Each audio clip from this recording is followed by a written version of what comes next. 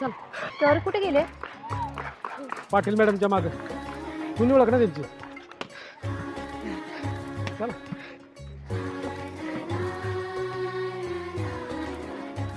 Madam, madam ऐका तरी. तसं 4 चौकात हात धरणं बरं नाही, पण तुम्ही पर्यायच ठेवला नाही. पर्याय नसतो अनिल. माणसांना की वेळेला. दोन्ही. मॅडम काय झालंय? मॅडम सांगा तरी. मला सांगायचं नसेल तर. असं काय करताय मॅडम? इतक्या दिवसात एकदाही भेटावं, एकदाही करावं नाही वाटलं. आणि मंगळसूत्र नाही, टिकली नाही, घटस्फोट झालाय का?